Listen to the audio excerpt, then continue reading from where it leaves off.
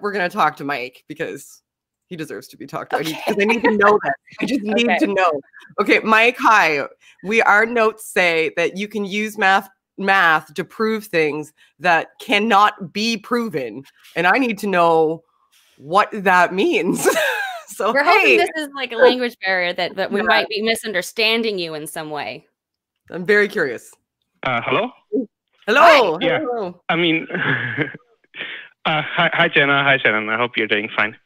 Thank you. I would have hung up on the other person as well. It's hard to talk about it. I'm not going to give a course in mathematical logic. Okay. So what are you going to use to talk to us about? Yeah. Yeah. So I'm studying math, and it's mathematical logic. It was actually proven in 1931 by someone called Kurt Gödel. And what was proven? Okay, so if you have a set of axioms that describes the natural numbers, for example, deriving from those axioms, you can never get all true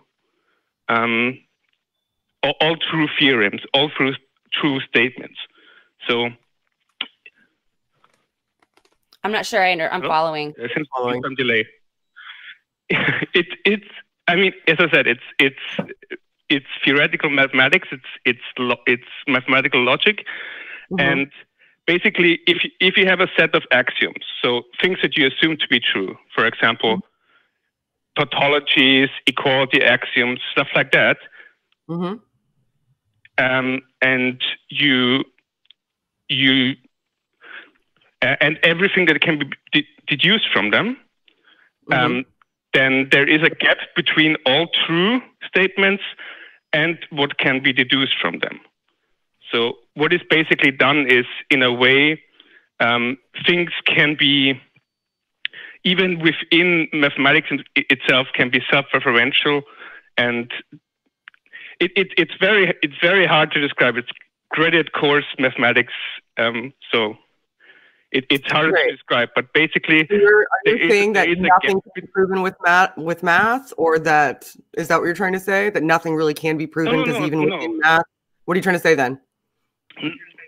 No, I'm just saying that there are true statements which cannot be derived.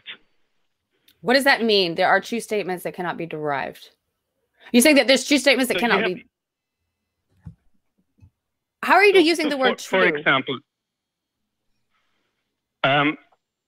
Well, you have a set of rules, a set of mathematical rules. For example, modus ponens. This is usually used. This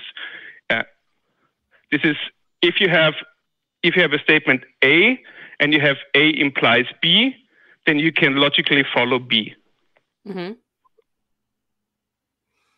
I'm not going to try to do this and I think I might be understanding. Are you saying that eventually you're going to get down to like a base axiom where you really kind of need to have a presupposition about it, like you exist or the universe exists, and you can't derive a mathematical formula from it? It has to be like, is that what you're trying to say?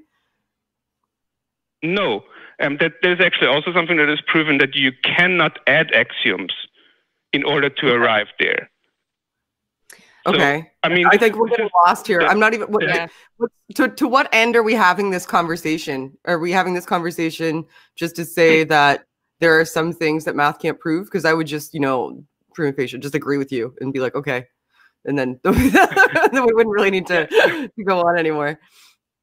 No, I've stated in my topic question that unfalsifiability is something that math often use and a lot of people often use, and I understand it and it works. But the concept of improvability is that even though some things are true, you cannot prove them.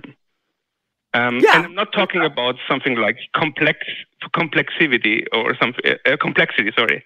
I'm not talking about the proof would be too long or we are just too ignorant to understand. So I want to make clear that what I'm saying is not a logical fallacy from ignorance, but it's mainstream mathematics that yeah, I mean, you could look it up whenever you want. It's the theorems of incompleteness within mathematical logic. Okay. And then there's also some other things. Well, so hold on, before you move on to other things, what are you trying to prove anything? Yeah, are you trying to prove that anything supernatural exists at all? I think this is an attempt at education. No, I'm an atheist just like you.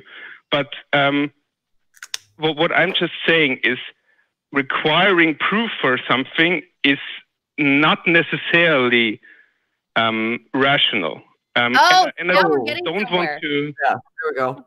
Yeah. Now you're speaking my language. All right. So you're saying that I don't want this to be hijacked.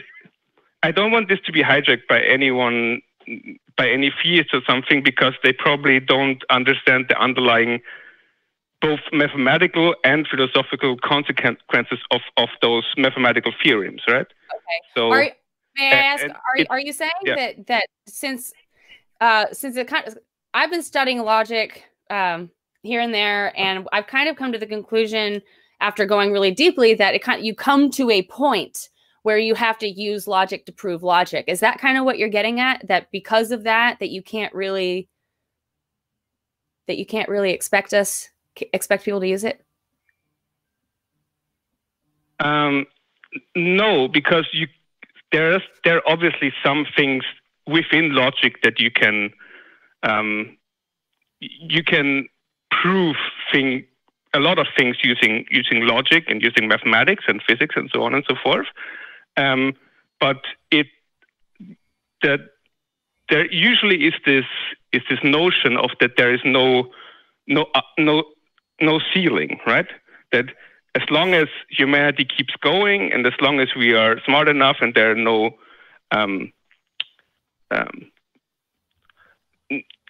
like a proof would not be too long or use too many atoms or something like that, that everything can be proven at some point or disproven, right?